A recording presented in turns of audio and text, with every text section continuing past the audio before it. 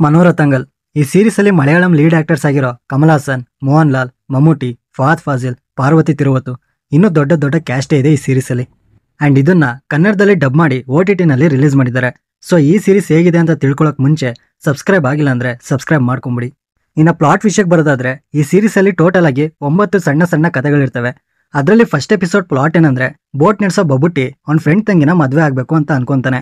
So ಅವ್ನ್ village ನ ಎದ್ರಾಕೊಂಡು ಮದ್ವೆ ಆದ್ನಾ ಇಲ್ವಾ ಅನ್ನೋದೇ ಮಿಕ್ಕಿ ಸ್ಟೋರಿ. ಇನ್ನು ಸೆಕೆಂಡ್ ಎಪಿಸೋಡ್ ಅಲ್ಲಿ ವೇಣುಗೋಪಾಲ್ ಅನ್ನೋ ಒಬ್ಬ ಜರ್ನಲಿಸ್ಟ್ ಮೀಟಿಂಗ್ಗೋಸ್ಕರ ಶ್ರೀಲಂಕಾಗೆ ಹೋಗ್ತಾನೆ. ಬಟ್ ಆ ಶ್ರೀಲಂಕಾಗೆ ಹೋಗಕ್ಕೆ ಅವನಿಗೆ ಬೇರೆನೇ ರೀಸನ್ ಇರುತ್ತೆ. ಅದನ್ನ ನೀವು ಈ ಸೆಕೆಂಡ್ ಎಪಿಸೋಡ್ ಅಲ್ಲಿ ನೋಡ್ತೀರಾ. ಅಂಡ್ ಥರ್ಡ್ ಎಪಿಸೋಡ್ ಪ್ಲಾಟ್, ಸುಧಾಗೆ ಮ್ಯೂಸಿಕ್ ಅಂದ್ರೆ ತುಂಬಾ ಇಷ್ಟ. ಬಟ್ ಅವಳ ಹಸ್ಬೆಂಡ್ ಅವಳಿಗಾಗ್ಲಿ ಅವಳ ಪ್ಯಾಷನ್ಗಾಗ್ಲಿ ರೆಸ್ಪೆಕ್ಟ್ ಕೊಡಲ್ಲ. ಸೊ ಇಂಥ ಪರಿಸ್ಥಿತಿಲಿ ಅವಳು ಎಂಥ ಡಿಸಿಷನ್ ನ ತಗೊಂತಾಳೆ ಅನ್ನೋದೇ ಮಿಕ್ಕಿ ಸ್ಟೋರಿ.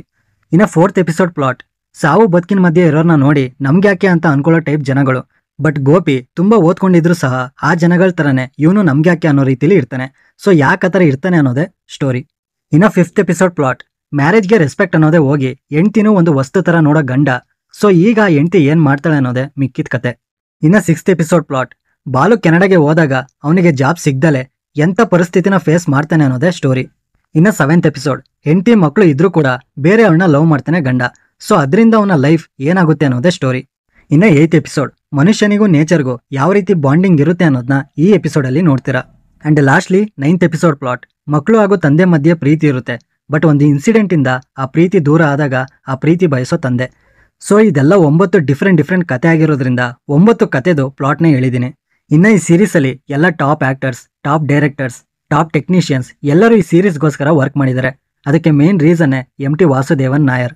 ಇವರು ಮಲಯಾಳಮಲ್ಲಿ great writer and director.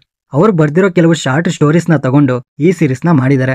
And ಇದರಲ್ಲಿ ಟೋಟಲ್ ಆಗಿ 9 ಎಪಿಸೋಡ್ಸ್ ಇದಾವೆ. ಪ್ರತಿ ಎಪಿಸೋಡ್ಗಳು 40 ಇಂದ 45 ಮಿನಿಟ್ಸ್ ಇರುತ್ತೆ. ಇಷ್ಟೆಲ್ಲ ದೊಡ್ಡ ಕ್ಯಾಸ್ಟಿಂಗ್ ಇಟ್ಕೊಂಡು ಈ ಸೀರೀಸ್ ಸಿಕ್ಕಾಪಟ್ಟೆ ಬೋರಿಂಗ್ ಆಗಿ ತೆಗ್ದಿದ್ದಾರೆ.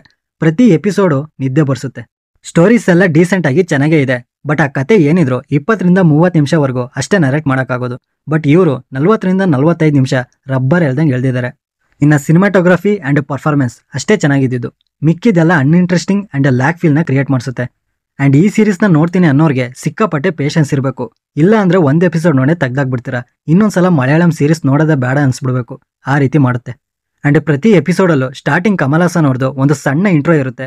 ಎವರಿ ಸ್ಟೋರಿ ಸಿಂಪಲ್ ಆಗಿದ್ರು ಅದನ್ನ ಒಂದು 25 ಮಿನಿಟ್ಸ್ ಅಲ್ಲಿ ಎಂಗೇಜಿಂಗ್ ಆಗಿ ನರೇಟ್ ಮಾಡಿದಿದ್ರೆ ಒಂದು ಡೀಸೆಂಟ್ ವಾಚ್ ಆದ್ರೂ ಆಗ್ತಿತ್ತು. ಈವನ್ ಯಾವ ಸ್ಟೋರಿಲೂ ಆಡಿಯನ್ಸ್ಗೆ ಕನೆಕ್ಟ್ ಆಗುವಂತ ಎಲಿಮೆಂಟ್ಸ್ಗಳು ಎಲ್ಲೂ ಇರಲಿಲ್ಲ. ಇನ್ನು ಪರ್ಫಾರ್ಮೆನ್ಸಸ್ ವಿಷಯಕ್ಕೆ ಬರೋದಾದ್ರೆ ಎಲ್ಲ ಅವರ ರೋಲ್ನ ಆಬ್ವಿಯಸ್ಲಿ ಚೆನ್ನಾಗಿ ಮಾಡಿದ್ದಾರೆ. ಯಾರು ಏನು ಹೊಸಬ್ರಲ್ಲ, ಎಲ್ಲ ಎಕ್ಸ್ಪೀರಿಯನ್ಸ್ಡ್ ಆಕ್ಟರ್ಸ್ಗಳೇ. ಅಂಡ್ ಟೆಕ್ನಿಕಲ್ ವಿಷಯಕ್ಕೆ ಬರೋದಾದ್ರೆ ವಿಜುವಲ್ಸ್, ಸಿನಿಮಾಟೋಗ್ರಫಿ ಚೆನ್ನಾಗಿದೆ. ಈ ಮಲಯಾಳಂ ಅವರು ಈ ಟೆಕ್ನಿಕಲ್ ಡಿಪಾರ್ಟ್ಮೆಂಟ್ ಅಲ್ಲಿ ಯಾವುದೇ ಕಾಂಪ್ರಮೈಸ್ ಆಗಲ್ಲ. ಇನ್ನು ಎಡಿಟಿಂಗ್ ಅಲ್ಲಿ ಪ್ರತಿ ಎಪಿಸೋಡಲ್ಲೂ 30 ನಿಮಿಷ ಕಟ್ ಮಾಡಿ ಬಿಸಾಕಿದ್ರೆ ಚೆನ್ನಾಗಿರ್ತಿತ್ತು. And BGM and music decent ಆಗಿತ್ತು. So overall series heavy boring ಆಗಿದೆ. ಯಾರಾದ್ರೂ ನಿದ್ದೆ ಬರ್ತಿಲ್ಲ ಅಂದ್ರೆ ಈ ಸೀರೀಸ್ನ ಮಿಸ್ ಮಾಡ್ದಲ್ಲೇ ನೋಡಿ, ಆಟೋಮೆಟಿಕಲಿ ನಿದ್ದೆ ಬರುತ್ತೆ. ಅಂಡ್ ಯಾವುದೇ ಅಡಲ್ಟ್ ಕಂಟೆಂಟ್ ಇರಲ್ಲ. ಸೊ ಫ್ಯಾಮಿಲಿ ಜೊತೆಲೂ ನೋಡ್ಬೋದು ನೋಡೋದಾದ್ರೆ. ಇನ್ನು ಈ ಸೀರೀಸ್ ನಿಮಗೆ ZEE5 ನಲ್ಲಿ ಕನ್ನಡ ಭಾಷೆಯಲ್ಲೇ ಸಿಗುತ್ತೆ.